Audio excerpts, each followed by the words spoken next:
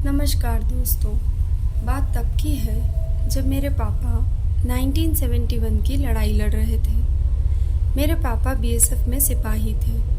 उनकी regiment Bangladesh border पर डटी हुई थी। दोनों तरफ से गोलीबारी लगातार होती थी। रोज़ कोई ना कोई सिपाही शहीद हो रहा था। कभी बंकर्स में तो कभी किसी चट्टान के पीछे सिपाही जमे रहते थे।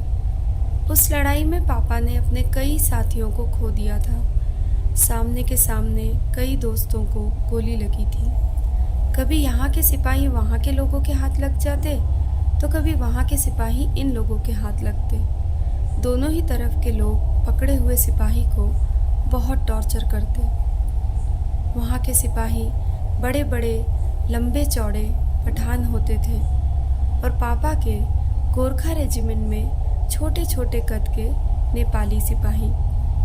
फिर वो दिन भी आया जब भारत वो लड़ाई जीत गया। पर जीतने के बाद भी भारत ने बांग्लादेश को गुलाम नहीं बनाया। उनकी आज़ादी उनको वापस दे दी। पापा को उस लड़ाई में बहादुरी से लड़ने के लिए मेडल भी मिला, पर अपने दोस्तों की कुर्बानी को वो नहीं भूल पाए। लड़ाई के बाद भारत और बांग्लादेश के बॉर्डर्स तय हो गए थे। कई लोग अब भी बॉर्डर पार कर रहे थे। पापा की बॉर्डर पर ड्यूटी लग गई थी। पापा और पापा के दोस्त दोनों की काफ़ी दिनों से नाइट ड्यूटी लग रही थी। पापा को कहानियाँ सुनाने का शौक़ था, तो अक्सर वो अपने दोस्त को रात में कहानियाँ सुनाया करते थे। ऐसे ही दोनों का टाइम पास हो जाता था। एक दिन उनके दोस्त ने कहा कि यार, नदी के उस तरफ कोई है जो पानी पी रहा है। मुझे लगता है कि वो बॉर्डर पार करने की कोशिश कर रहा है। गर्मियों के दिन होने के कारण नदी में ज़्यादा पानी नहीं था और वो नदी ज़्यादा चौड़ी भी नहीं थी, इसलिए यहाँ से आवाज़ देने पर नदी पार आराम से आवाज़ सुनाई देती थी। पापा अपने दोस्त के साथ उस जगह गए। देखा कि सच में कोई आदमी सफ़ेद पठानिया सूट पहने हुए है और झुककर नदी से पानी पी रहा है। पापा के दोस्त ने कहा, बड़ी अजीब बात है, यह आदमी काफ़ी देर से पानी पी रहा है। इतना कितना प्यासा है। पापा ने यहाँ से आवाज़ दी, कौन है वहाँ? पर उस आदमी ने ना कुछ जवाब दिया, ना ही ऊपर देखा। वो पानी ही पीता रहा। पापा ने कहा, घुसपैठिए हो क्या?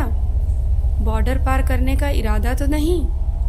पर अब भी उसने कोई रिएक्शन नहीं दिया। पापा ने ज़ोर से कहा, कौन है बोलो, नहीं तो गोली चला दूंगा। सुनाई नहीं दे रहा तुम्हें? पर तब भी वो कुछ नहीं बोला। पापा ने और तेज़ आवाज़ करके कहा, पठान, सुनते क्यों नहीं?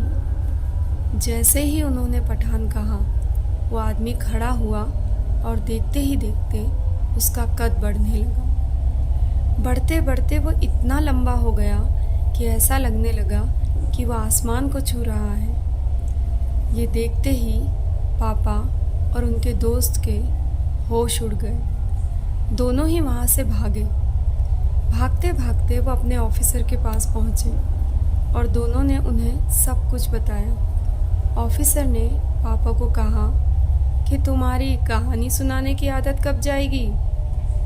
पर दोनों के चेहरे देखकर वो समझ गए कि ये कहानी नहीं है। उन्होंने कहा, चलो चलकर देखते हैं। पर उन दोनों की बिल्कुल हिम्मत नहीं थी कि वो वापस उस जगह जाए। दोनों ने बहुत रिक्वेस्ट करके अपनी ड्यूटी वहाँ से हटवाई, पर वो वाक़या वो दोनों कभी भी नहीं भूल पाए।